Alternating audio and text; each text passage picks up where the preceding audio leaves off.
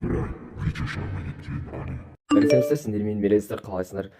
Енді бір ай видео шықпай кетті. Енді білесіңдер, не үшін шықпай кетті, не болды, бәрін айтатын боламын. Ал біз видеомызға кеттік. Ес ашушыдан көргендей, менің осыдан 2 апта бұрын аккаунтым ұрлап кеткен болатын. Енді қалай ұрлағанда енді қояншықтар бар ғой, көп ондай қояншықтар. Вот сондайлар кіріп, енді аккаунтымды ұрлап кетті. Енді оны қайтарым, енді қалай айтсам болады, болмады. Енді скоро новый серверде отырық. Енді бір крупный ақшамен барғым келіп отыр. Мен просто мелочьтармен баруға желание жоқ просто.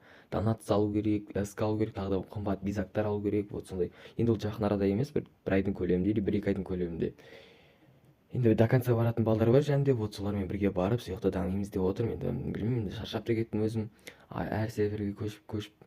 Мысалы мен Волгоградқа 100 мың теңге салдым, вот сөйтіп бір 100 мың емес, бір енді 50-70-сындай ма салсам ба деп отырмын. Енді көреміз, енді скоро алдағы уақыт көрсетеді бәрін. Ал всем удачи, пока-пока.